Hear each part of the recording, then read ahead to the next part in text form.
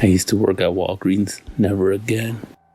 I used to work at a drugstore called Walgreens as a part-time job. It was pretty simple. Most of the time, people would just ask for stomach or headache medicine. Occasionally, someone with a prescription would get something stronger, or a junkie would beg me for opioids. So when he walked in, I expected a crackhead, not a monster. He stumbled into the store and down the aisles, only catching my attention for a second. He was thin and pale, with loose sweats and no shirt or shoes. He eventually came to the counter, slamming some laxatives down the table. I was more than a little suspicious, but Walgreens doesn't have a no shirt, no shoes, no service policy. So I scanned the pills and rang him up. He fished some wrinkled up pills from his pocket and gave them to me before he shuffled out. The man had given me $15 extra, and I thought he was high, but I took it as a tip anyways. I didn't see him again for 3 weeks. First, I didn't recognize him, but when he dropped a bottle of laxatives, I instantly remembered him. He once again gave me an extra $20, but this time I heard him grumble, "Keep the change." This was the first time I heard him speak, and his voice was raspy and dry. It was a week before I saw him again, but this time he bought 2 bottles and only paid $2 extra.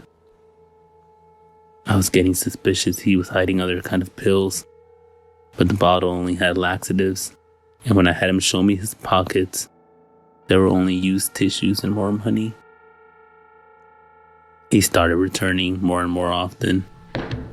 Eventually, he was showing up 2 or 3 times a day. At first, I was fine with it.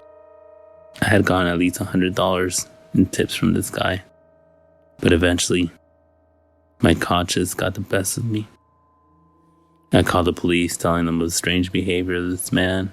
They had a police officer watch for the guy, and sure enough, he shuffled right into the store. I signaled to the officer, letting him know that he was the guy. The officer stood up and confronted the man. I will never forget what I saw next. The guy raised one of his skinny hands and just touched him. He rested his hand on the officer's shoulder. Then he screamed. His wail was so disgusting and painful, causing my ears to hurt. Suddenly he ran out faster than I'd ever seen him move. The officer pulled a taser from his belt. The man was already gone. They asked me if I knew anything about him, but I explained that I didn't. The next day, I found the body.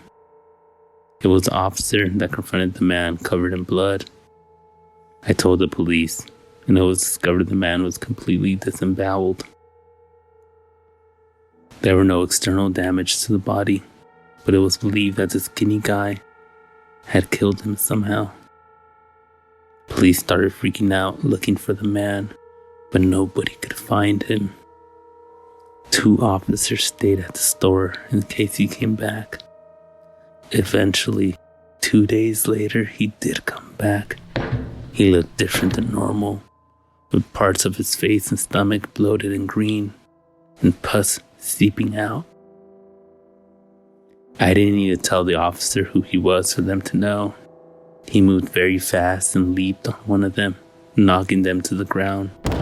The other one drew his gun and shot him. I ducked behind the counter in order to avoid the gunfire. Eventually, the officer told me to come out.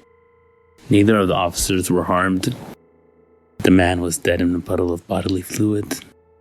The body was taken away, and I was taken to the station for questioning. I had to stay overnight.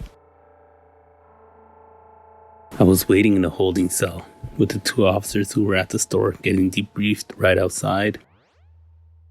Eventually, one of them started acting weird, clutching their stomach and twitching their face. Suddenly, they bent over and vomited blood and other disgusting parts. A large, clear blob came out of his mouth.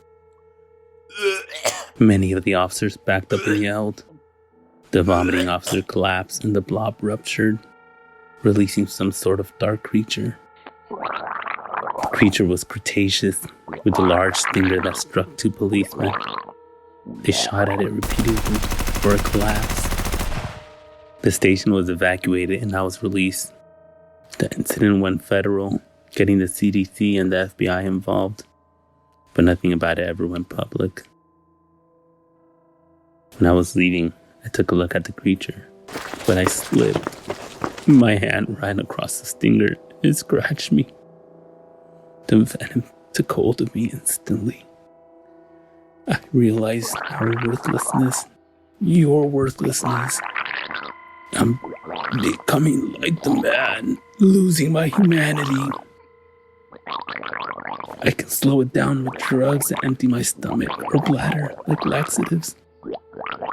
But something's coming out of my knuckles like extra fingers. I'm also losing my control, wanting to spread my curse. My mind is becoming clouded, and this may be my last conscious act. I've been considering ending my life to stop the spread, but I just can't bring myself to do it. I'm going to handcuff myself to a pipe in a place nobody will find me. Goodbye.